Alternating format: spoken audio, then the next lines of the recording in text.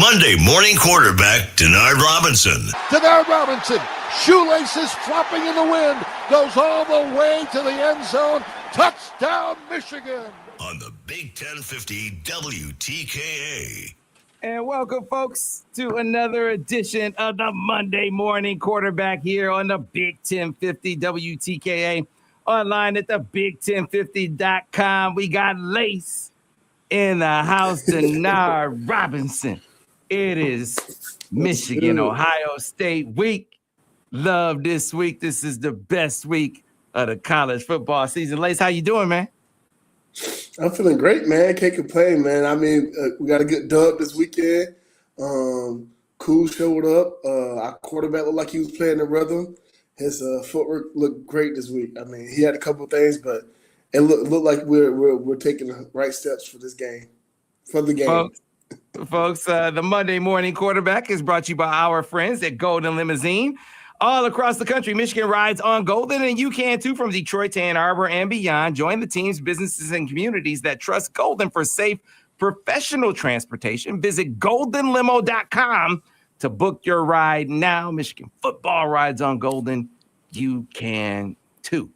And Lace, you look at Bryce this weekend, or last weekend, I should say. Man, he seemed on point, man. It was his most complete, his most comfortable, his most confident game of the season. At least it seemed like it to me. Oh yeah, he was very composed. I mean, it seemed like he was playing in rhythm. It seemed like he had a good week of practice, and he knew where he was going with the ball at all times. It seemed like he was throwing everything in rhythm, and his footwork timed up with his throws. So it was kind of cool to see. Yeah, man. You remember we were talking about in the Northwestern game how he started out the game and everything, seeing his timing, his footwork, everything seemed to really be timed together because it was the drop back passing. There wasn't RPOs. At least in the first drive of that game. They had RPOs in this game, but it wasn't really RPO throws in this game. It was just drop back pass, play action passes. It was the other throws, not the RPOs in this game, Lace, that really defined his game in this contest. So you see, like I see him rip a seam. I mean, he was through a throw, and that was one of those impressive throws that I seen. He dropped back, he took his 3 steps and daggered it in there. So it was kind of cool to see that. I seen a couple throws where he throw a deep dagger. I mean, you see him H2 deep dagger. You see him do the play action, and his footwork is all timing and everything lines up, and he's driving the dig. So it's kind of cool to see like him work on his timing and the timing of everything. Because one thing about being a quarterback, you got to be good with your timing and being able to make sure you're throwing the ball in rhythm. And I think his footwork match up with the routes, and that's how those things go hand in hand. So it's kind of cool to see him be successful doing that. And then the fade that he threw to Marsh, we keep talking about, and one of the things Borges keeps talking about is on the downfield throws. I want to just see him just give the dudes a shot, give him a shot. Now he hasn't been having that issue. He hasn't been having that issue with Marsh. Him and Marsh have really been on point. But his ball placement on the downfield, on that throw in particular, was stellar. And obviously, Marsh came down with the ball, but that was just a terrific throw. Right.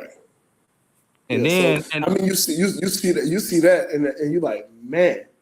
I mean, the ball placement of that throw, like, I mean, only a couple guys can make that throw, and then you see it. He's like, okay, this is what we've been doing. Like and with him and Marsh, you could tell. Like I tell people all the time.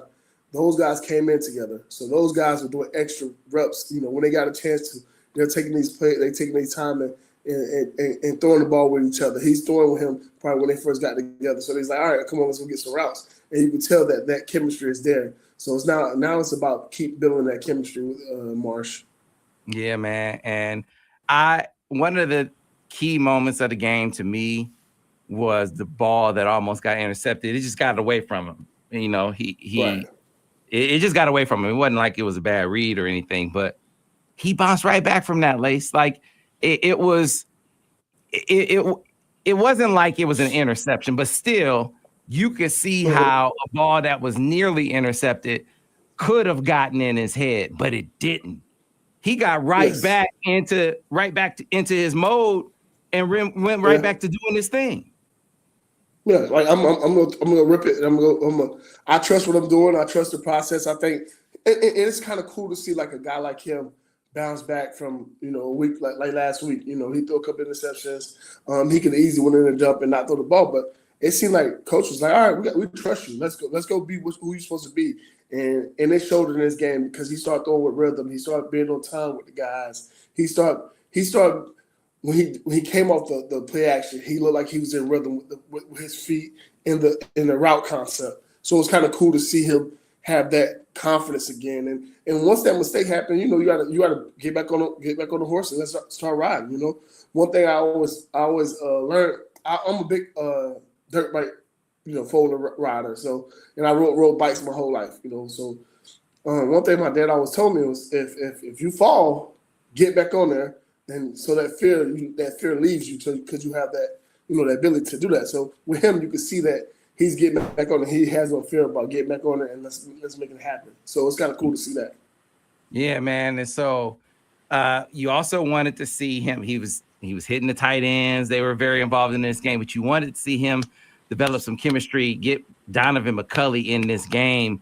And I really feel like, he's going to be a key in this contest. So, because as much as Michigan is going to be focused on, Jeremiah Smith, I feel like they're going to be focused on Marsh, right? So McCulley going to be huge in this contest. And it was great. I mean, obviously on the screen, that was huge, but man, he hit him on the dagger. I mean, him and McCulley seemed like they were reconnected in this game. Yes, I mean that on that screen, I like how he set up his blocks and got behind it, and he took it up there. He looked like he might be good at punt return the way he hit the seam and got upfield. And I mean, it was no wasted movement on that play. It was great to see. It was a masterpiece right there, man. They called at the right time. They had the guys blitzing. It was perfect calling. I mean, Chip Lindsey did it. He outdid himself this game. I mean, he did a great job of calling the game. It was cool to see that. I thought that was a terrific play call. I remember tweeting that at the time. Like, man, that was on point. He definitely caught them off guard with the play call. And Donovan McCulley, a lot of credit to your point for setting up his blocks and reading his blocks well and getting in the end zone on that play. So a lot went right as far as Bryce's execution. I mean, he was, the throw he made to Klein over the middle where he got it over the linebackers, and like he was just really, really doing all the things that we talked about all season, footwork wise, reading coverages, ball placement, all the things that we've wanted to see from a week to week basis, and maybe it wasn't necessarily visible. It wasn't like a staircase. I said to the last guest, wasn't like a staircase, but that doesn't mean that he wasn't making progress. It just wasn't. You didn't see it week to week, but it clearly progress was being made. Right, and I think that's the biggest thing for a young quarterback like he is. You got to have it's going to be a process, and don't think it's going to be overnight. I always tell people quarterback is not an overnight job. You're not going to get there like this. This is one of those things that like an artist, like a rapper or a singer or anybody that's a musician, it takes time to be great at this. I mean, you got to put a lot of work in. You start to see that his work is starting to come to light. I mean, his footwork and being able to be on time with the throws. You start to see timing throws, and that's one thing we seen it a couple times, and then it go away and then it come back. But this game, it was there the whole game, where the timing was on point. His footwork was on point, and you start seeing the timing of his throws, and you start to see, okay, the deep dagger, he come off H2, he fakes it off, and then you see him go, he put his foot down and bang it. I mean, you see the guy coming right after the clear out route, he's coming right behind the backer, and he put the ball right on point. And so you see those things. When you start seeing those things happen, you start seeing the footwork and the timing happen with the footwork. That's when you start to take the next step, and that's when you start to see a championship quarterback, and that's what I seen this weekend. He's starting to become a champion. I mean, you look at the quarterback on the other side, talented freshman quarterback on the other side too. Oh, very talented. Yes, yes. But you kind of see the contrast there, like yeah. It's like, hey, he's going through it too, but it's like, hey man, it's the issue being faster. Yeah, man. Something one faster than the other, and it kind of showed because, like, I'm not allowed to him, the guy at Maryland, the guy at Washington. Those guys were the guys that I was like, okay, let's see how he holds up to these guys, and he held his own. I mean, he did his thing, and it was kind of cool to see that. I mean, because I thought the guy from Maryland was he's talented too, in his own way, but it seemed like our guy showed up in a big way, and he did it. He showed up all night. It was all day, all night, And shout out to Coos, because Coos did a great job of handling himself. And shout out to his parents and his family, because I remember when he came on campus, I helped him move into his dorm rooms, and it was kind of cool to see him get this. I mean, he was a walk on, and look what he did this past weekend. That was phenomenal to see him. Shout out him, man. Congratulations, man. He always told me, man, I'm gonna be one of the guys. Watch. He always said he was the fastest running back in the room. That's what he always said when I was there. So it's kind of cool to see him get his flowers. So I got to give him some more flowers now. Wait. So wait, hold on. So he can run? He got he's fast? That's what he told me, and he showed up in practice a couple times that he had the speed. So he had some gritty runs this weekend, but he said he got the speed to take it the distance. So I got to give him a shout out to him, man, because the guy can run, he can move. But this weekend we need him to be gritty. He showed grit. Okay, all right, yeah, I got to give the young fella give him his credit, man. That was for sure. Yeah, he showed power. He showed vision. Yes. He was good in protection. A lot of trust that he proved worthy of, right? So, I mean, it says a lot because Jordan was available, but they said, hey, we could sit him, we could rest him. That's a lot of trust, man. Hey, get that young man. I got to give him his flowers, man. We got to give him his flowers today, man. On this good Monday, he deserved his flowers. Yeah, we do. Yeah, we do. Man, it was good to see him do his thing. I mean, he showed up in a big way, man. And without him, I think it's a tough game. We got to throw the ball a little more, but he turned around, give him the ball, and he was making hay, man. He did a good job of doing his thing this weekend. So I got to give a shout out to him because off the play action was some good stuff that happened after, and it was because he was having success in the run game. Yeah. So there was a lot right on offense. The offensive line played a heck of a game, man. Oh man. Ooh, those guys they was moving guys up front, man. I mean, it looked like they was moving them with ease, man. It was kind of cool to see that today. Well, Saturday. Yeah, man. I just, you see the group really gelling, and you consider the injuries that they've had. You see Blake Frazier really settling in, at left tackle. I feel like I'll go with 7-7. Come on, man. There are two guys that I said before the season that I stood on the table before the season. DG said, stand on the table, Sam. Stand on the table. That's what you say that. Stood on the table before the season and said two guys. Andrew Marsh stood on the table for Andrew Marsh and stood on the table for Blake Frazier. It's like, hey, man, these need to be guys that they roll the football out there with these two guys right now. And just let them go. Just let them go. Just let them start. People's like, no, you can't start Blake Frazier. He too small. Right? He too small to start. That's what. Hey, man, you can't start Blake Frazier. They can't start Blake Frazier. And Andrew Marsh, it's like he's a freshman. Man, these are two of the best players on the team right now. I mean, we counting on them. Those guys are making big plays and blocking their tail off and protecting the blind side. So you got to be pretty good. And he got the 7-7. When you got the 2-7 zone, I mean, you gotta be a guy. I played with Taylor Lewan, and he was a guy. I mean, watching him play and knowing he had my back, I wasn't scared at all when I had him at my left tackle.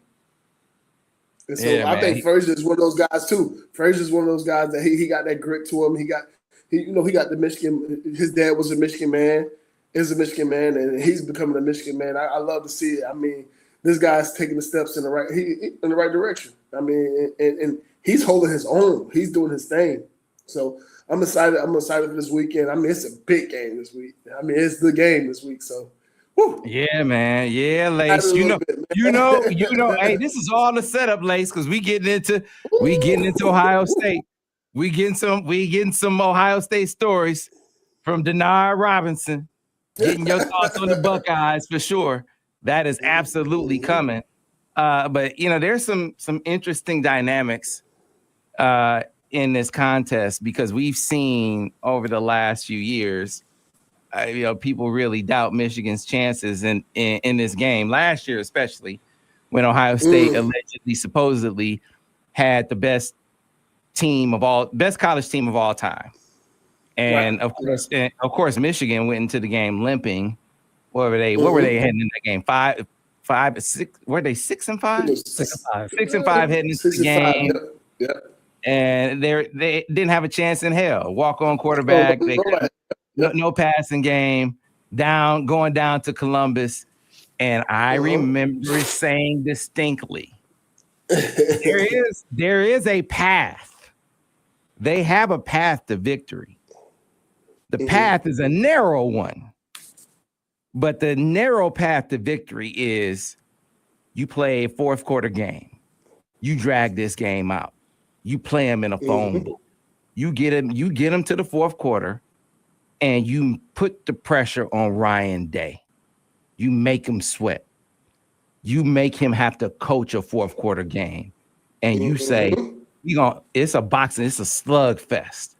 And we're going to box it out at the end of this contest. And that's exactly how it played out. And he didn't want that smoke.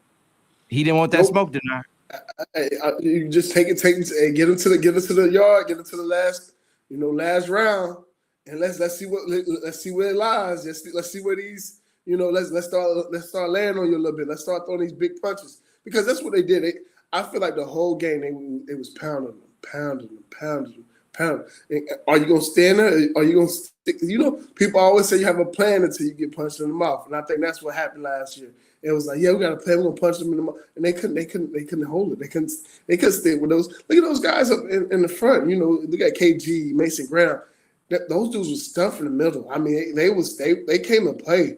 McCarty Page had a great game. He hit the quarterback so hard, and I thought he got knocked out the game. I thought that was the difference in the game because he looked different after he got hit after McCarty hit him. It was kind of cool to see that. Did. I mean, he hit him and he laid a licking on him. So it was kind of cool to see that. And then Michigan played that game. And I think that's one thing that Ohio State didn't do. They didn't play that game. Ohio did not play that game. They kind of went out there and did whatever we're going to try to beat them at that game. And they tried to run the ball against us, and that was not happening. So it was kind of cool to see. And the running backs, I mean, Mullen went off. I mean, it was special. It was special to watch because everybody picked. Everybody's like, Michigan got a chance. I'm like, if it's a Saturday and Michigan playing, they got a chance. They got a chance, baby. We got a chance. I don't care. And people are like, you crazy, Denard. You just a Michigan. You just love Michigan. I'm like, nah, man. We always got a fighting chance, baby. We got some guys, got some dogs, and I think that's if I wake up, I got a chance. What? Just wake me up, baby. Yeah. You wake me up. Yeah, man. Against those dudes, come on, man. No, you ain't gonna tell me. You ain't gonna tell me that in close quarters. Jim had an epiphany, and now he's laid the blueprint. And I think it's brilliant Like if you fight the fight on their terms, you're probably not gonna win. No. And it's the proverbial sort of, and it's not a cliche, but I think the analogy holds that styles make fights. You know, if you fight, sure. if you fight their fight, I was talking to Porteous about it. He said, "Hey, are you familiar with Roberto Duran and Sugar Ray Leonard?" I said, "Of course." I could even go Sugar Ray and Marvin Hagler, right? If you Sugar Ray and you go fight Marvin Hagler's fight, Sugar Ray's gonna lose. Who's gonna dictate that fight? You might as well. The best example is Muhammad Ali and the big fella George Foreman. George Foreman, yeah. Mm-hmm. That's the best example. If he fights George Foreman fight, he gonna lose every day of the week. But he didn't. You gotta fight. Tire him out. He said, "Well, tire him out. Let me tire him out. You gotta fight your fight. Fight Have your a game fight. plan. Stick to it. Yeah, absolutely. And so Jim said, I ain't gonna get out here and try to, get into a shootout and play this spread game. We gonna get into a phone booth. We gonna box this. I'm gonna bust him in the gut, and we gonna see if he can play this game. We gonna see if he can fight this fight. And you want that smoke, man. And so now they trying to play Michigan's game, even to the point where they slowing their offense down. They slowing the game down. Which is cool. It seems like they're getting ready to play against us. The whole season, it seems like they've been getting ready to play against us. And it's weird to see that because they slowing the game down. They're taking their time to go score. They're not being a fast-paced offense like they normally are. Just being a little bit faster than normal, but they're slowing it down. And their defense have like one of the less snaps in the country right now. And so you seeing all that, you're like, we still on the back of their mind. We in their mind now. It's in there now. It's plenty, So like they always think about us. Perfect. They say that's getting them ready for Michigan. That fine, because that all lines up to the kind of game that Michigan wants to play. That's exactly we want this to be a fourth quarter game. That's what y'all lining up for? Cool. Because Michigan has been in those games this year. Michigan has been in those games with y'all before and has tried. Y'all the ones that haven't been in those games with Michigan. So let's bring that on. Want that smoke. Here's a question. Love that smoke. Here's a question. Have Ohio been in those games in the fourth this season? No. And that's what it come down to. Like last year was a similar thing. They didn't have to go. I mean, the only game they went to was Oregon, right? Oregon game, they went down to the last minute. They got a penalty, kind of ended the game. This year, they haven't really got in deep waters. And so now are you used to being in that deep water? And if we get you to the fourth, are you going to sink or swim? Because now your guys, first of all, you got two banged up receivers. Y'all got two banged up receivers right now. You got two banged up receivers.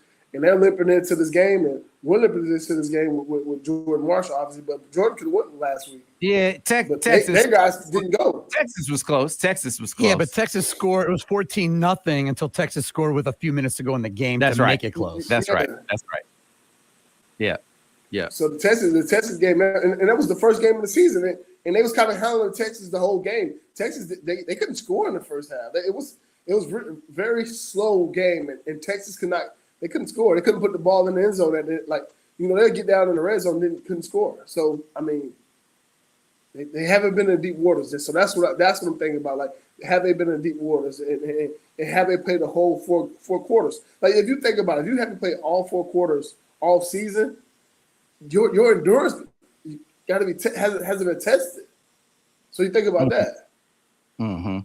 Yeah, I think between the instances that Michigan has had in this game facing this team, and knowing that they're ready for the smoke with this squad, and the adversity that they've weathered this season, from recovering from the USC debacle, which is exactly what it was, and from coaches and players.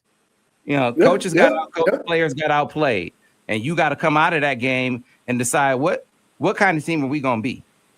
Like, you can point fingers like this, and it's everybody else's fault, or you can take some accountability, point to yourself first, and then point at each other and do something about it. And we see how they recover, because that could easily have splintered the team. It didn't. They obviously got off the mat, Lace, and did something about it in a productive way. And then you see that it was productive, because when they got down against Northwestern, they obviously were able to get up off the mat and actually win a game when they turned the ball over 5 times. You don't normally win games when you turn the ball 5 times, so you don't do it. But you seeing this team that started to show like it has grit and the blue collar mentality. So even though everybody's trying to give Sharon trash about it, but look at the mentality. You can see it in this team. And so for them to show up and at the end of what's the game and turn around and get ready to fight and keep going and finish the game and win it at the end, to kick the ball and win the game. Those are the things that you need to have within the season, because now you start building those type of things, like the mentality of we can win at any time. Like, as long as we in striking distance, we can win. And so that's the biggest thing. Like, I watched the Texas A&M game when they played against South Carolina, and they was down 30 to zip, 31 to zip, 31 to 3 or something like that, something crazy. And for them to come back and march back, those type of wins are the ones that kind of help you navigate the season and be able to finish the thing. So it's kind of cool to see them go through that and win. So now we gotta have that type of grit for this game. And this type of game, you gotta be able to navigate the ups and downs and understand, like, all right, let's stay level headed and let's be able to strike when it's time to. I think that's gonna be the biggest thing for us this week, is understand it's gonna be ups and downs. So there's gonna be some plays that you're gonna mess up. They're going to make some great plays, because guess what? That's a good team. That's a great team. Number 1 team in the country. But can we navigate when those lows hit? Can we get out of it and get going? They have shown that this season. Let's do it again this weekend. I mean, this gonna be a great game, and I'm excited. Ann Arbor's going to be lit up this weekend, so it's kind of cool to see that.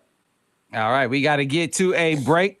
As we do, those of you who want to join us inside of... I can't play the sound, but you can join us inside the Bud Light Vintage Lounge at Joe's Garage. If it goes over, we get trademark. Okay. Well, call us at 734-998-1050. You can join us inside the Bud Light Victor's Lounge for the Chap On Site Fueling Countdown to Kickoff. Just be caller number 7-734-998-1050. We got to get to a break. More of the Monday Morning Quarterback will return here on the Big 1050 WTKA, online at thebig1050.com. Clear on the radio. All right. So we got Buckeyes in the house. You see this? You see it? First of all, we appreciate all super chats. Super chats help us keep going and growing. First of all, Beats and Treats LLC. How do you feel less confident than last year? I'm guessing that you're a Michigan fan. I'm guessing that's impossible. See, it makes me feel like you kind of like a Buckeye plant, because it's there's no way. There's no way. You were going down to Michigan was going down to Columbus. Yeah. They were 6-5 against the team that was said to be the best team in the history of college football. They did win the national championship. Yeah, with a walk-on quarterback. And Michigan could not throw the football across the street. And you feeling less confident? Come on, man. I don't buy it. I don't buy it. I was born tonight. I was talking to DG this weekend. He was like, man, when super chats come in, sometimes they have crazy questions. So this is one of the ones that I'm gonna just skip past. I'm not gonna engage in the conversation with this one. All right, but we do have a Buckeye. Ohio State by 17. Your defense couldn't stop a bad Oklahoma offense. Your D line is nothing like last year. And your back end, Smith and Tate are going to eat past 2 weeks. We rushed for over 200 yards. This game will be over by halftime. We'll double your only real wide receiver. We'll spy your quarterback with Reese, and you guys will be lucky to score. And your only third string running back. And this year comes Payne, and what do you say? It's true. You won a few years You won a few years. This is really a Buckeye. For a Buckeye for sure. Good spelling fits for a Buckeye. You won a few years, but since 1968, the Bucks lead the series. Most of you were not alive. Sam, this Buckeye can't even spell John Cooper.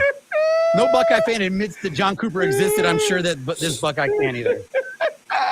Stop Hey, it. Stop you know it. you were saying this. I love the Buckeye. You know y'all was saying this last year, right? It was big time trolls. Big time trolls last year. Big time.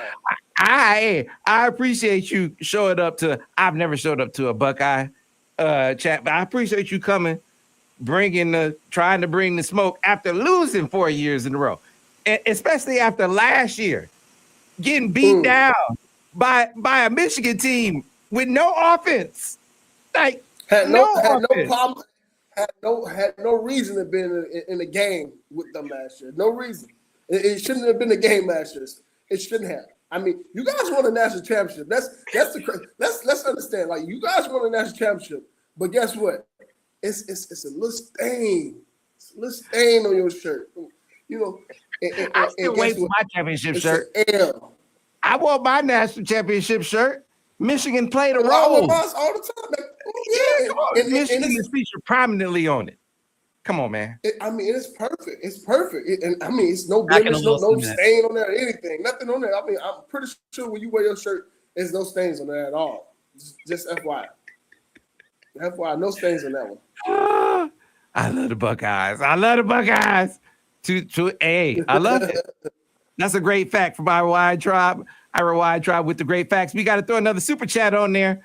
$5 for 5 in a row coming soon. Also, that's all I can afford. Love the show. I hope to see a happy and lively postgame. Oh, listen, with Matt Patricia on the other side. Back on radio in 10 seconds, guys. Stand by. You know I got something special for Matt Patricia.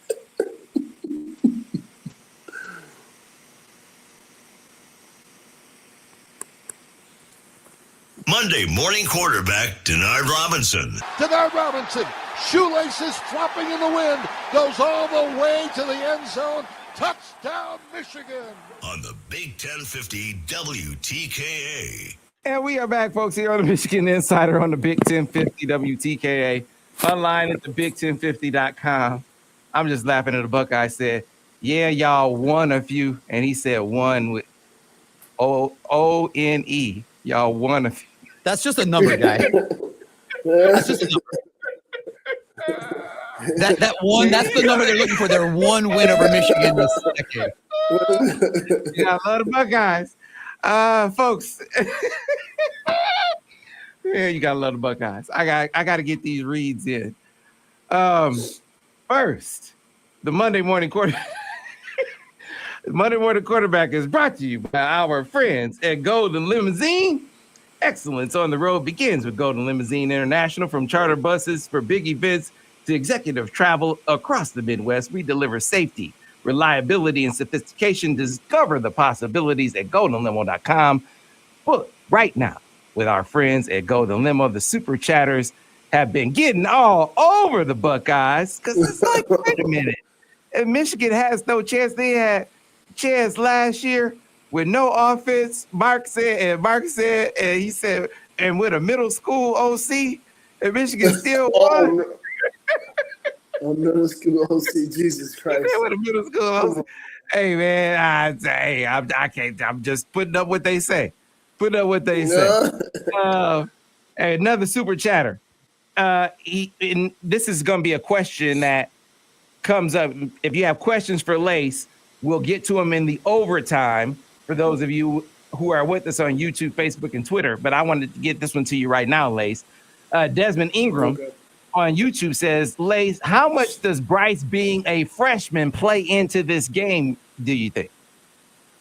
It's gonna play into the game because guess what? This is his first time being in the game. I mean, you think about it. I mean, he's made a promise to LeBron and told LeBron what he's gonna do to his Buckeyes. So I mean, you know, he said it to one of the guys he idolized. So I mean, you're gonna have emotions. You're gonna be up for the game because you want to put your, you know, your name and your stamp on the game because this is one of those signature games that you say, hey, if I make a play in this game, I could be known forever, But you got to play within the game and just play your game. I think that's the biggest thing. Trying to let him understand that he needs to play within the game, take what the defense give him, play with everything the right way. I think that's the thing that the coaching staff got to have with him, because he's a young guy going into the game. Because I remember my first time playing in the game, and the start quarterback for Ohio was Terrell Pryor. And when I seen Terrell Pryor, I'm like, this dude, he reminded me of a player like Bryce. I mean, Terrell Pryor was a little faster than Bryce. Terrell Pryor was the 4.3 guy, but he was big and strong. So you see that guy, and then we walk on the field, and they're blocking us to go on the field. So you already getting heightened already from the start of the game, from warm up. So you gotta have your emotions intact. And so as a freshman, you gotta make sure you keep his emotions intact and make sure he's playing within the game, because I know it's gonna be a lot of trash talking, a lot of back and forth. You gotta know your job and what's at hand, what's at stake. Mm-hmm. Got another super chatter. Greatest ever 446 says, this victory this Saturday may be the greatest yet with all the hype O State is receiving, and Chip is going to shine against that bum ass coordinator. Talking about look, Sam was ready for this one. Y'all starting up Sam early this morning, man. Hey man, that's the game within the game. That's the game within the game. We 0-1. Hey, this is Chip doesn't know. He got a Lions Nation rooting for it. I mean, there are Michigan State fans, okay, that have some. They hate Michigan.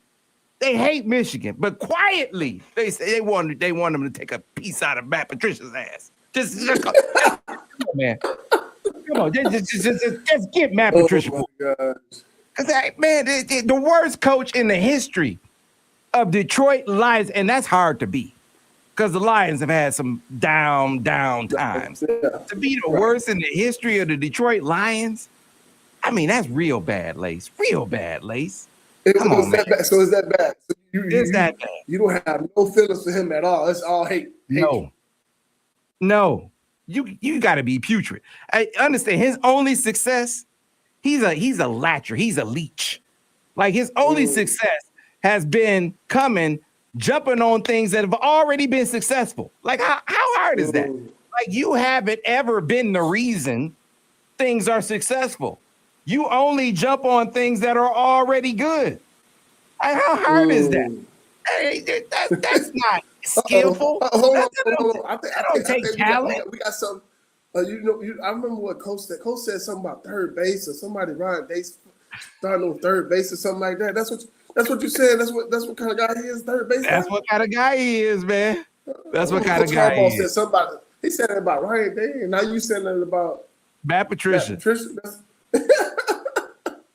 So they have a lot of success on third base. Absolutely. So Lace, take me through two things: your best memory against Ohio State, your worst memory against Ohio State.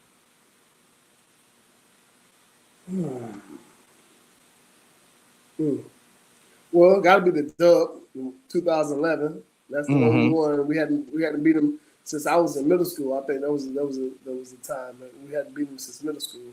Since I was in middle school, and I remember going into that game, I was like, man, we feeling good. I'm like, oh, we're gonna win this game. Like, I can feel it, and I'm like, all right, we going. And I remember we called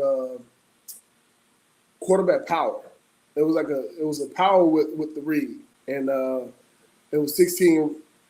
It was 7 teams. I would read it. I was reading the D lineman, and I pulled it.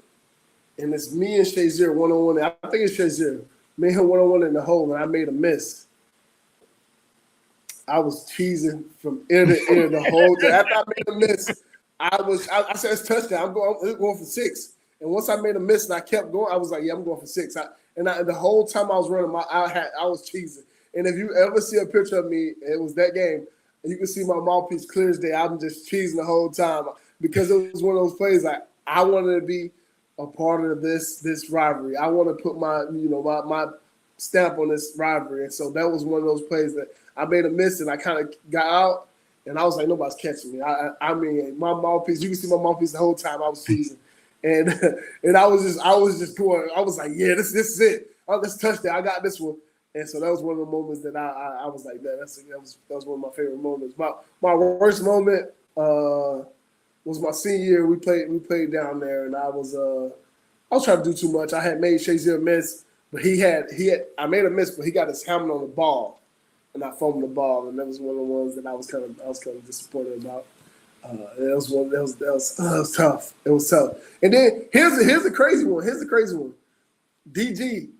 This is after I graduated. DG was the quarterback, and I think he ended up getting hurt that game. But I had bet. I betted a guy when I was at it was a friendly bet. It was more of like, okay, if I win, if Michigan won, he had to cut his hair in the wing helmet.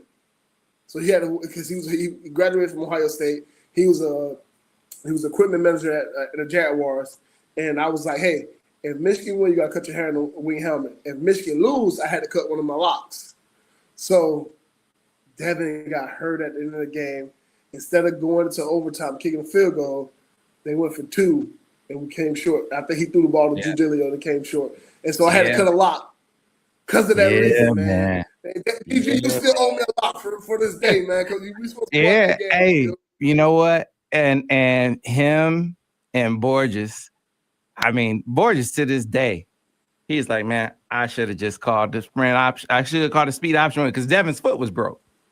And and he's like, man, I should have just called the speed option with, even though he had a broke foot. Devin was like, I could have done it. But he's like, I don't want to do that to the kid. But Devin's like, the hell with my foot, Borges. So that was I had one more Emmy. You know, my foot ain't about to fall off on this play. He didn't, you know, DG, he ain't say to hell with. He just said, screw my foot. We know how DG get with it. So it was kind of cool. But those my moments that I had with the rivalry. And leading up to this game, I mean, it is crazy at practice. I mean, the way they play the fight song at the practice, the way they, it's a little intensity around the building is a little different. The focus is a little different this week. Right. I don't care what nobody, everybody like, oh, it's just another week. No, it's not. No, it's not. Man, nobody gave Michigan a chance in hell of being in that game. And they lit that the offense lit Ohio State up in that contest. But I mean, that might have been one of Borges' best called games. And obviously one of DG's best games. Yeah, they for that to be Borges' last game, he went out with a bang. He was he was calling his tail out. He had it dialed up that day, man. He was dialing it up. And he's like, yeah, y'all gonna get rid of me? I'm gonna show y'all something. You think you can do this to me? He did his Alonzo on that one. For sure. So anyway, here's another super chatter. Beats and Treats, he was the one who said he had more confidence last year. He said, not injuries, no Graham or Grant. Secondary isn't great. Down Haynes, like, come on, bro, don't get it twisted, though. It's always go blue. I'm just realistic. Secondary wasn't great last year either. So I guess I don't see how you're discounting the fact that you're better at quarterback, much better at quarterback than you were. You're better at receiver than you were. You're better at tight end than you were. Because remember, Colston didn't play. I mean, Colston didn't play at all. Yeah. I just you're looking at the all the things that you're down and not looking at the things where you're up. You're at home. That's the other thing. And I thought Zeke held his own against Jeremiah. My opinion. Those DBs last year had a lot of interceptions last year, right? We had like 2 or 3 interceptions last year. Yeah, Makari had an interception. My man, Makari had an interception. Then what's my man's name from DC? Why did I forget his name that quick? Yeah, I forgot his name. Sorry about that. Somebody in the chat will remember. But anyway, man, Michigan has a better shot a better shot in this game. That doesn't mean that they're going to win, but they definitely have a better shot in this game than they had last year. So come on, man. You got to be kidding me. That offense, that offense compared to this. Are you kidding me? You look at this offense. I mean, you got a quarterback that could throw the ball and run the ball. You got two running backs that I think could still run the ball. You know, you got. I think Jordan Marshall is one of those guys that could compete with Khalil Mullen and Donovan. You know, and I think Cool's doing a good job. You can see that, and the receivers are night and day. You got two receivers that actually can get drafted higher. Amir Hall. NFL draft. So you got to understand. Like I think this team is a little better than this last year team. So let's understand that. Yeah. Hartline. I don't think our Hartline was. I think this is Hartline's first year as the OC, isn't it, Ira? Yeah, He might have been co-OC. He really was in name only. Yeah, co-OC. Yeah, he was in name only 2 years ago. He didn't call any plays. Yeah, he didn't call any plays. He didn't call any plays. Yeah. So anyway, we got to get out of here, folks. But stay tuned for the overtime. Those of you on YouTube, Facebook, and Twitter, we appreciate you as always. Those of you on the radio, we'll see you tomorrow here on the Michigan Insider or the Big 1050 WTKA online at thebig1050.com.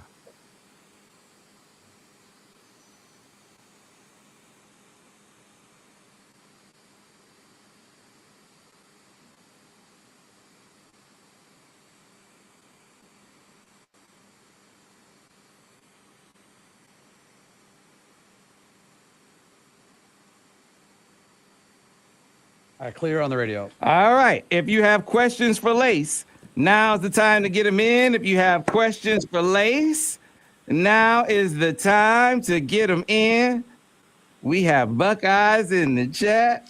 It's always fun. This is gonna be a game, man. I'm excited about this, man. This what you go to college for, man. You can play in these types of games and to be playing for the chance to play in the college football playoffs. I mean, this is if you win, you find yourself in the college football playoffs, right or wrong. If you find yourself in the college football playoffs, I mean, and you're catching stride. They're moving in the right direction. I like where the team is moving.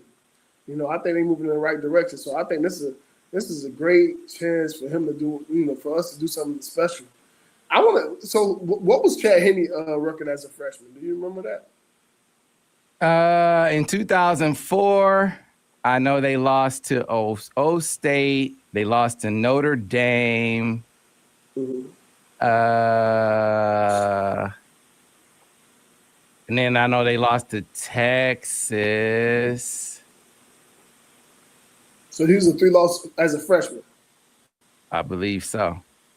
So I'm looking at Bryce. I'm looking at it because he might be have one of the best records as a freshman. Because I remember Tate being a freshman. We went 5-7 that year. So with him being not at 9-2 right now, he's probably gonna be one of those guys competing for have the best record as Michigan as a freshman, if I'm not mistaken. 2004 Wolverines. That was the 2004 season for. Wasn't it 2004 for 2004 Michigan team? I should know this record by heart. Record was they were 9-3.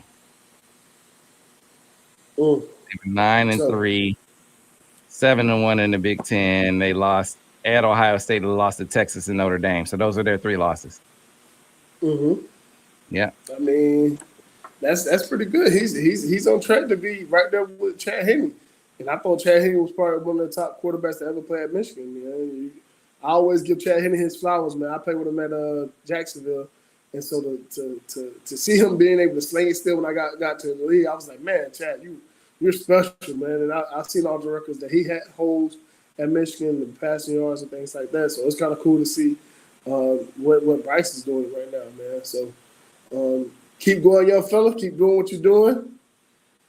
You're the first one that's you got 9-2. So if you could beat them your freshman year, I mean you'll probably be the first freshman to beat Ohio State as a freshman.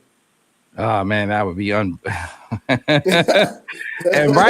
Bryce is big on being the first. Like one of the things he said, one of the reasons he said stay home to be the first guy from Michigan to win it all. So be the first guy from Michigan to beat Ohio State as a freshman. Oh, man. Oh man. That is cool. That's cool. That'd be Hey, so unbelievable. Yeah. Unreal. That'd be unreal. All right. If you have questions for Lace, put them in the chat. I'm going to start knocking them down. If you have questions for Lace, put them in the chat. I'm going to start knocking them down now. I'm going to also put that on the screen. Let me get to the questions. Denard, how much control will Bryce, and this one comes from Men Are Waking Up. Denard, how much control will Bryce have to adjust protection? Ohio State's, they blitz from depth a lot, so just because a player isn't close to the line doesn't mean they are not blitzing. I mean, as a quarterback, you have free reign, but as a freshman, I don't know if he's ready for it yet. But I haven't seen it in his games so far. Up to this point, I haven't seen much of that. Him adjusting the protection. Majority of the time, they probably look to the sideline and get the play from the sideline, probably helping him out a little bit. But as a quarterback, you always have that type of ability to do it. And so, with Caleb Downs being one of those guys that's always, able to blitz from wherever position, you got to know where he's at all times. So I think he got to have one of those things that Tom Brady had when they played against the Ravens to find out where Ed Reed was. He should have someone on his wrist to always say, "Where's Caleb Downs?" to figure out where he's at, so he knows where to send the blitz of protection. Mm-hmm. Let's go to that guy's special. Elisha Bowman, excuse me. This is thanks for the super chat. When are people going to realize that Ohio State's receivers are not the reason they lose for Michigan? 21, 22, 23. The wide receivers were cooking. It's the trench play. That's a good point. Mm-hmm. That is the biggest point. That is the biggest point. And it's funny because our O-line is getting stride right now of being a trench team, especially our O-line. They're doing a good job of carrying the team and saying we're going to be very gritty. We're going to get 4 yards a pop, 5 yards a pop when we run the ball. And that's I think that's the biggest thing for us in this game is being able to run the ball and being able to stop the run. And I think if you make Ohio State one-dimensional, that's going to be good for us because now our DNs can rush off the edge. And we already know what one could do. One is special. And then when 8 get going, he's special too. So you got 2 guys on the edge that can be special. So we make them one-dimensional and make them have to throw the ball. Ooh, Julian better he better watch out, man, because I think we got some good guys that can rush the pass. All right, let's go to the next one. It comes from this one comes from Ashton Meyer, 7110. Sam, Lace, and Ira. How will Chip get Bryce ready for the post-read formation? Seems like Ohio State drops quite a few. They need to get second level. They need to get to the second level to block. Pass pro is a major concern.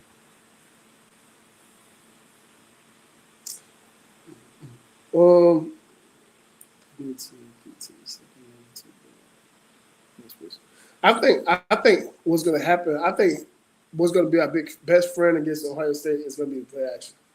Because the way we block in the run game is so spot on right now. Shout out to Coach, the O-line coach for getting those guys right. He's been doing a good job. Grant Newsom been doing a great job. I'm sorry, I should have said his name. My fault. Coach Grant Newsom, you've been doing a great job to see how this O-line has came along. And they dealt with injuries. They dealt with shuffling the O-line around a little bit. And now they found their way, and they got these guys playing at a certain level. And I think the play action is going to be a big part of this game because the way we run the ball. So pass pro wouldn't be a problem for me because I think the play action is going to go hand in hand with that. Mm-hmm. All right, let's go to the next one. This one from thanks for the super chat. Mission Forward 3. Lace, considering no Graham or Grant, how many points does Michigan need to win this game? Ooh. I said a good 20, 24 around there. If we score at least 24 points, we can stand this game is ours. I mean, I think if you score that amount of points, I think the defense got enough grit to close the game out for you. Okay. All right, Lace.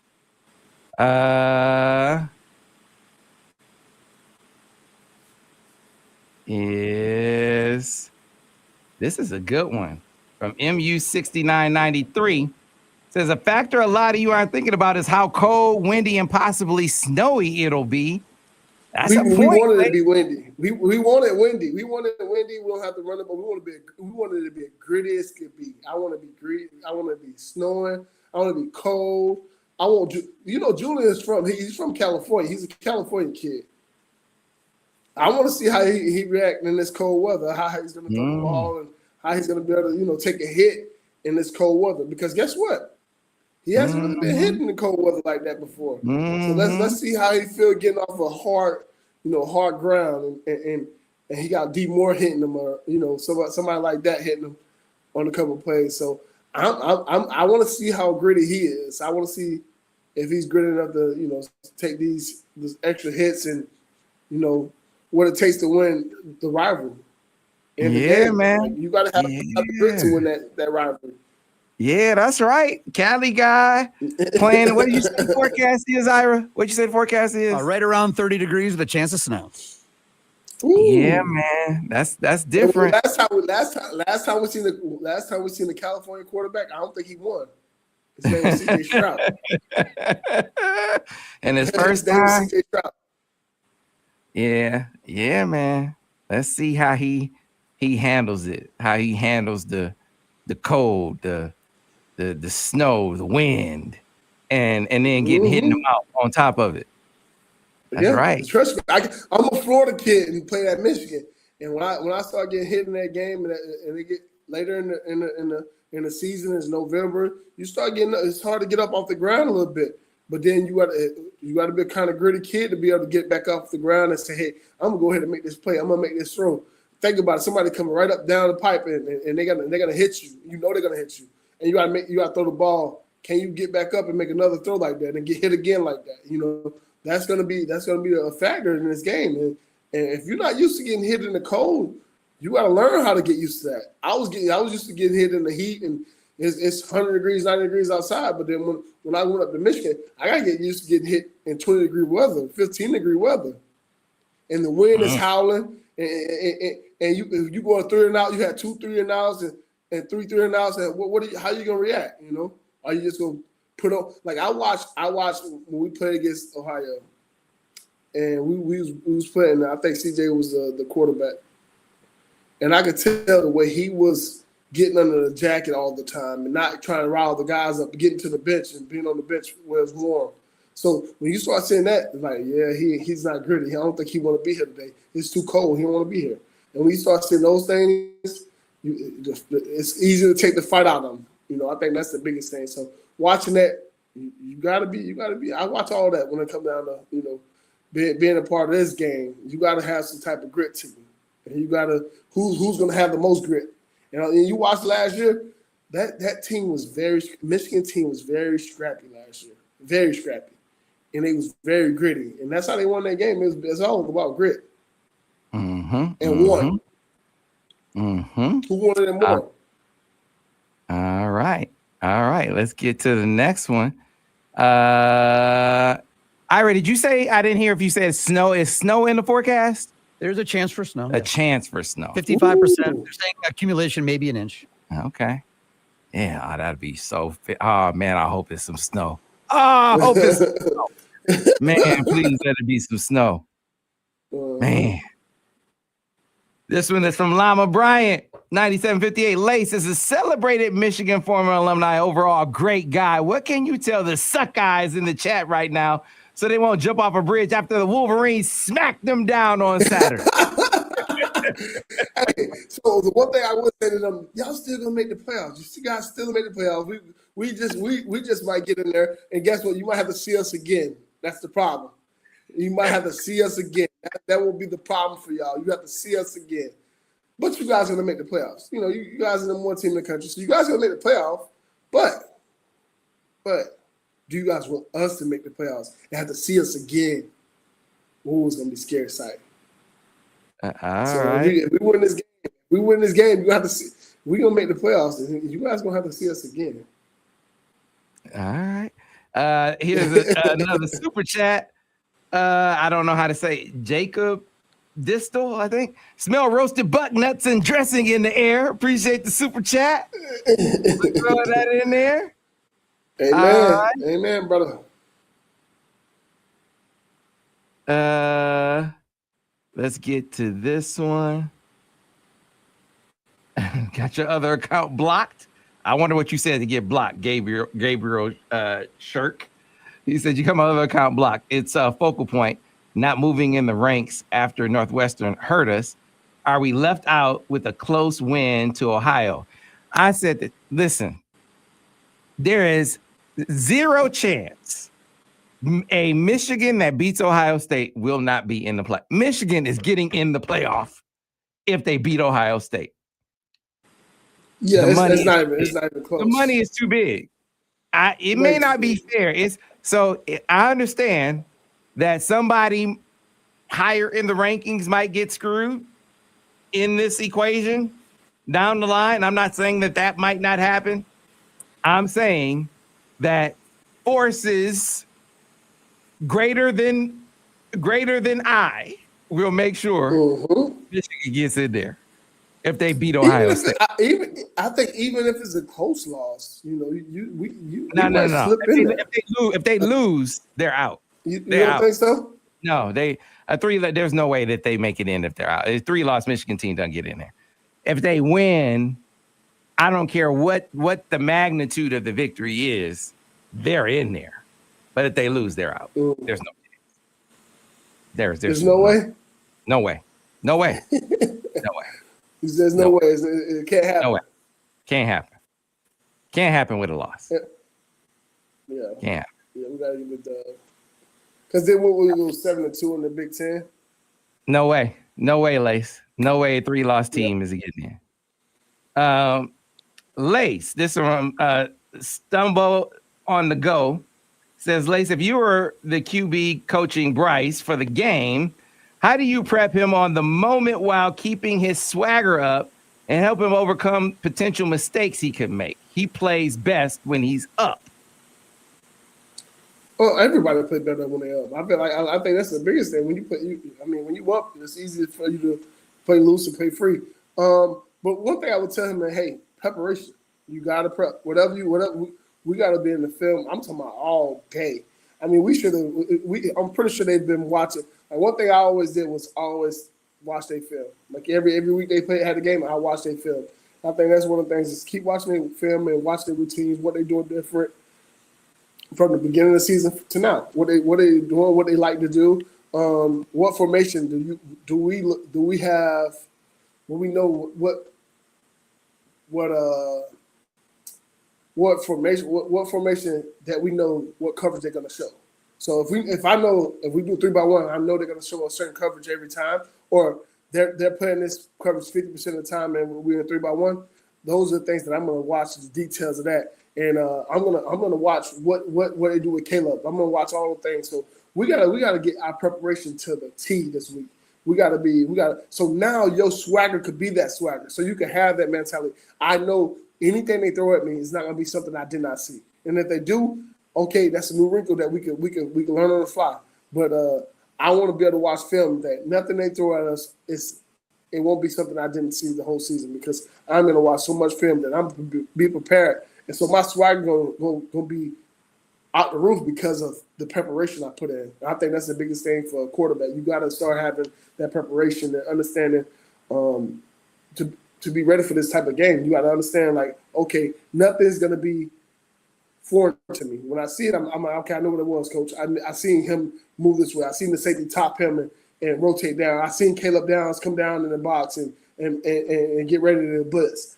You got to know everything that they're doing before they do it, and you gotta be able to go to Matt Patricia wherever he was at before this and watch his film and see what he did different and see what he's doing now, just to be prepared for this moment. I think that's the biggest thing is being prepared for the moment and let your swagger be out the roof because you've prepared for it. I think that's the biggest thing, preparation. All right, on to the next one, Lace. This is a good one from Adam Shepardson, who always comes through with the great questions. Adam, Denard, when you were on staff, do you remember if the offensive staff had a few plays or concepts saved for the game versus Ohio? And what do you think this year's special concept might look like? For sure. I think Sharon did a great job of knowing the D linemen and knowing the things that they like to, how they like to win, when they like to win. And so Sharon did a good job of putting in plays on guy that if a guy might like to go underneath something instead of taking on blocks. So he'll put a play in where a tight end would fake like he was going to be knifing him, cutting the guy down, and he'll just go around him and it'll be a counter play where both of them go around him because the DN didn't like taking the top box. So those are the things that I've seen that Sharon did a good job of adjusting in the run game. He did a great job of understanding what the D lineman was doing and taking advantage of what they did what they did best. Some guys like jumping off the ball quick, so he'll probably put it in the hard count, things like that. So it was cool to see that part of the game that Sharon did. He knew what he was doing with that. Like he knew how to take advantage of guys like that. Yeah. It's funny that this question came up. C Carter 3 says, Sam, you've been talking about incorporating QB under center play action all year. Do you think they break it out Saturday? I think so. They have to. I think so. This is a perfect day to do it. Perfect day to do it. And the way here's another thing. I'm sorry for cutting you off on this one. But here's another thing that he is playing the rhythm off the play action. And so his feet are doing exactly what you want them to do off the play action because he's good with the timing of the concepts. And so once you have that happen, his feet's in the right place and the concept and everything is in rhythm. Oh, it's like watching, it's almost like watching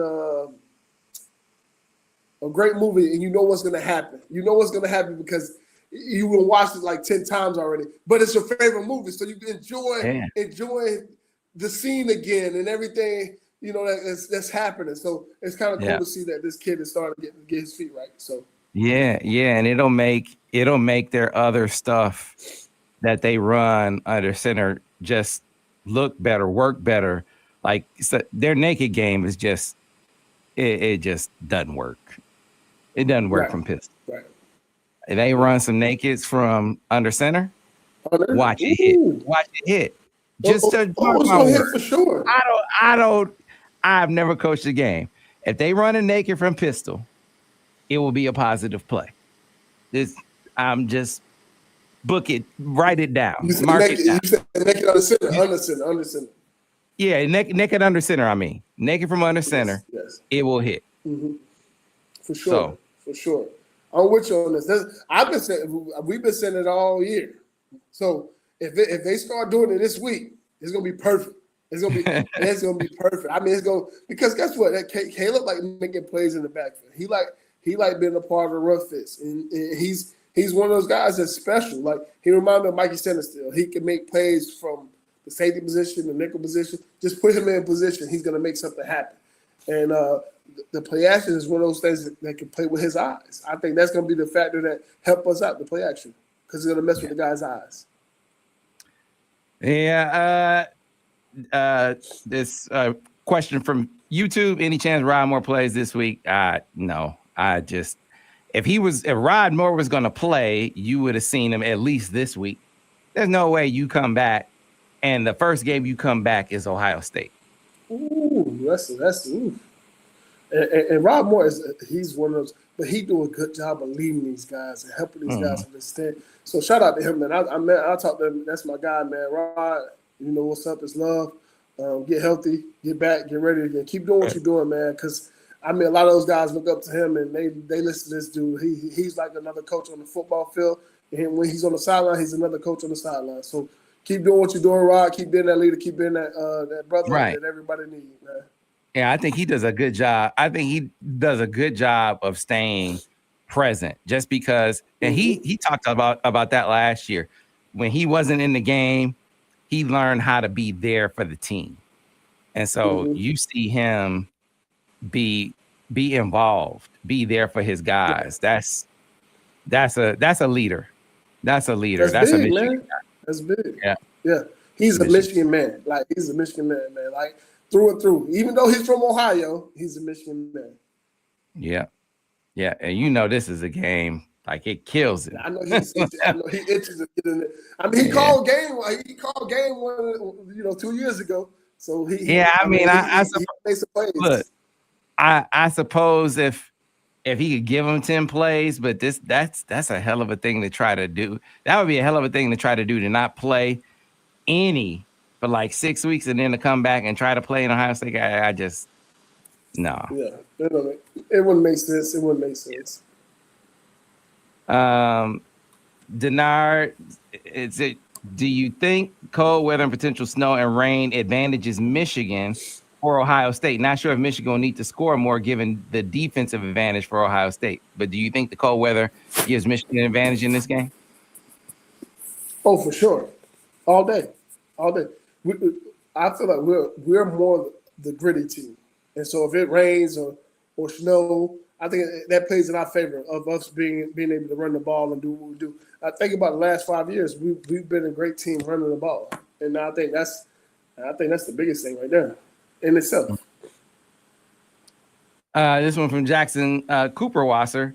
Lace, is the ball harder in the cold? Is it harder to throw? Oh, for sure. I mean, see, people talk about Tom Brady with the flattening of the balls, man. Have you ever touched the ball when it's cold outside? The ball turns to a brick. So of course you take some air out of it to soften the ball because it don't feel like it normally feels. So I like that is a real thing, man. The ball is hard as I don't know what. So you gotta get used to throwing the ball hard. You gotta get used to being outside. This week you gotta practice outside. You gotta start feeling the elements all week. Yeah. So get ready for it. Start getting ready for the elements. Whatever's happening. Some coaches put water on the ball, and so you're out there practicing with the ball. Coach, I remember when Rich Rodriguez used to throw the ball in some cold water. He'll dip it in the water and then 7-on-7. Let's go. Dip it in some water. We got to throw the ball with wet balls and understand and get used to throwing the ball with being hard or being rain on that, being a little slick to it, being able to handle the ball with handing off the ball and things like that. So we did a lot of drills that helped us out with things like this. But I think definitely if the weather is colder or snowing or raining, it definitely plays in Michigan favor. What do you think, Sam? I was putting this up. Michael Fornwall said a Chicago friend who runs road crews, it clears roads, says we're getting slammed Saturday. So talking about weather. So, hey, man, bring it on. I hope that's the case. Yeah, the ball is definitely harder. The ball is definitely harder. It's definitely a brick. There's no question about it. And definitely practice outside. You know, get grizzled, get ready for the elements for sure. Get your quarterback ready for handling that. Bryce is used to it. Bryce is from Michigan. He's from here, and that's right. Yes, and that's why I say it's gonna be a factor in this, man. And like Justice Jinx said, he said, "That's my quarterback." I think he's talking about you. I think he's talking about you, Lace. I think he's talking about you, but he could be talking about Bryce too, right? That's my quarterback. Right. So, hi, Lace. When we beat that team, would you root for Oregon or Washington? If Oregon loses, we go to the Big Ten Championship. I would root for Oregon and have rest. Your opinion. Thanks. Go Blue. Oh, we want to win the Big Ten because we root for Washington because we want to win the Big Ten. We want to be like the team that's from Ohio. They didn't win the Big Ten. They won the national championship, but didn't win the Big Ten. So, of course, we want to win the Big Ten. And I think extra reps will help this team out. The more reps that this young team gets will help the team out more because you got to think, look at that. They're starting to get in a rhythm now. And I think that comes with reps. So definitely we'll be rooting for Washington because I think that'll help us out get in, and help these guys get more reps to be who they need to be. I think that'll be a great. Go to the Big Ten championship. Let's go. Can I add one more? That if you win the Big Ten championship, you're probably hosting a first round game. If you don't, and we get some in the big house. You're on the road in the first round. So at least getting to the Big Ten championship game probably gets you that much higher up in the seeding. Okay. That's okay. I rewind, Tribe. And still, there's a lot of work to be done around you. There's no guarantee you're getting into the top 10 with a win over Ohio State. You might get to 11 or 12. You've got to get into the top 10. Get to Indianapolis. That takes care of all your problems. Being number 2 in the Big Ten guarantees you in the playoff. All right. I think somebody's going to buy Michigan. Listen, Ira's making the logical point. I'm saying somebody's going to push Michigan. Money. The fan base going to push it. Somebody's going to talk. And somebody's going to get screwed. What I'm telling you is somebody's going to get screwed to get Michigan. Somebody will get screwed. And they go, Michigan, this is rigged. The system's rigged. Okay. It might be.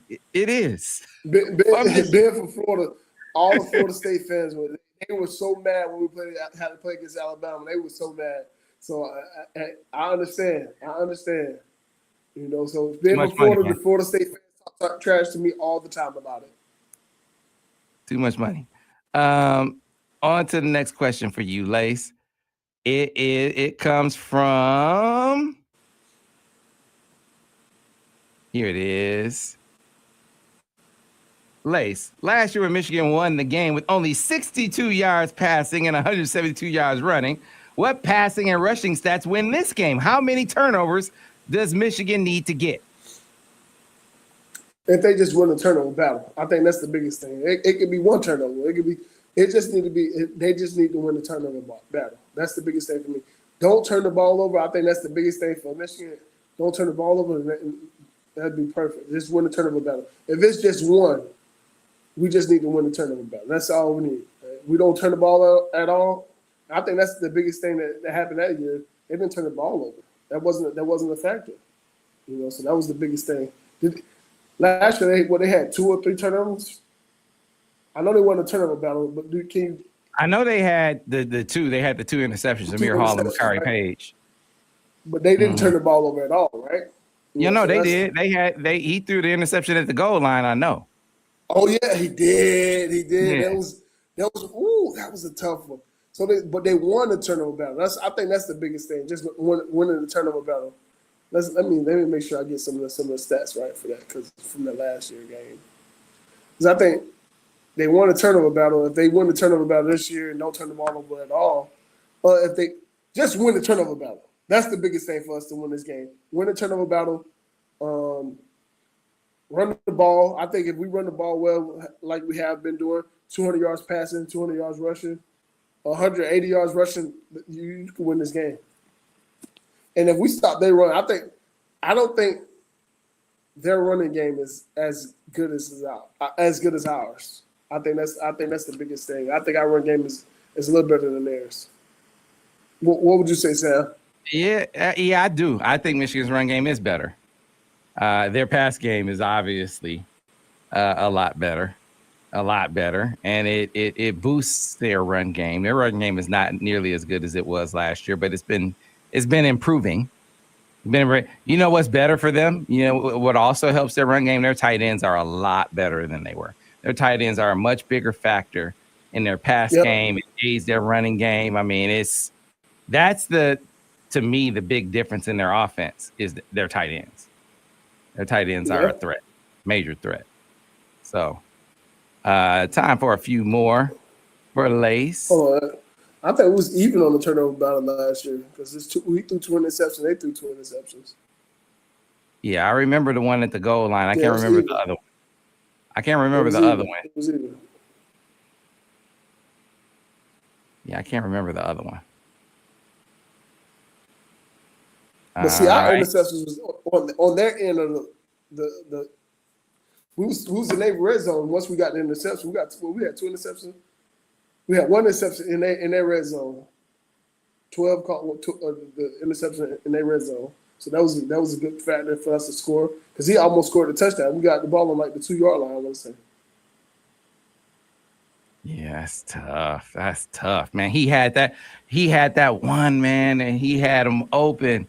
He missed. It was wide open. Touchdown. Oh man. See, that's the difference between this year and last year. We actually have a chance to blow this thing open. Yeah. Ellen Elder, Layson Sam, do you think Max Bredesen will play this week? If not, what is the possible impact? I think Max is gonna play. Max is one of those dudes. He's a dog. This is his last go around. This is his last hoorah. Yeah. You think he's not gonna put on his wing helmet? Max he's what you call a Michigan man for real. Like he everything. And here's the funny thing about it. He is so gritty that he do not want to score a touchdown anymore. He just want to make boxes, hit guys. He took so many snaps and hasn't scored one touchdown since he's been at the University of Michigan. That is crazy. Yeah. And he actually don't want to score anymore. He's like, that'll be a cool play to say I played so many snaps and didn't score a touchdown. Yeah, man. It's gonna be his foot would literally have to be falling off. Falling off for him not. Sure. He's Max too gritty. Listen, they're gonna have to chain Max Bredesen, to like the locker room for him not to be on the field. Him on the field. Yeah. What? That's how confident I am that Max Bredesen is gonna be on that field, man. Max Bredesen is gonna play, bro. He's too gritty. Too gritty. I shouldn't say bro. Gritty. Sis. A dog. A straight dog. Yeah, he's gonna play. He's gonna play. That's a dog. Yes, sir. I know a little something about his injury. I can't say that the total nature of it. I wouldn't divulge, but I can't say that I know the full extent, the full degree. Even not knowing the full extent, I'm telling you that dude's gonna play. that knowing him, he's gonna play. That's just how he's cut. He's gonna play. That's just how he is. I'll be surprised if he don't play. I'll be surprised. I would be surprised. All right, Lace. Let's see, just a couple more.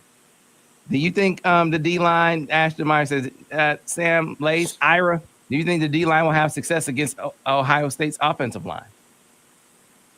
I think so. I'm begging on those guys. Those guys, they're starting to play gap sound defense, and they started to work on the string right now. So they're starting to show signs of being a good D-line, in my opinion. Yeah. Hey, here's an interesting one. Gabriel Shirk says unblock my Focal Point account. I guess I don't know what you did to get that account blocked. Gabriel Shirk.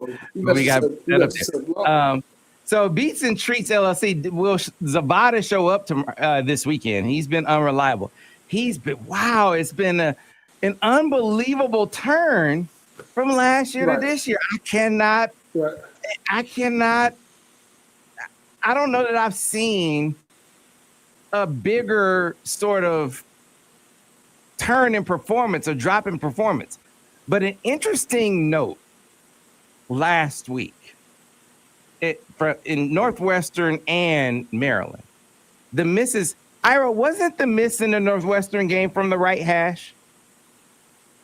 Can you recall? I know they were both to the right. The long one I'm not going to count, but the other one, they both missed to the right. I thought it was in the right hash, but I have to go back and look. So I'm pointing that out to say if I'm Sharon, and I would have to go back and verify. Mm-hmm. But I just would, don't kick from if you're on the right hash, I wouldn't kick out. Don't kick from the right hash. Right.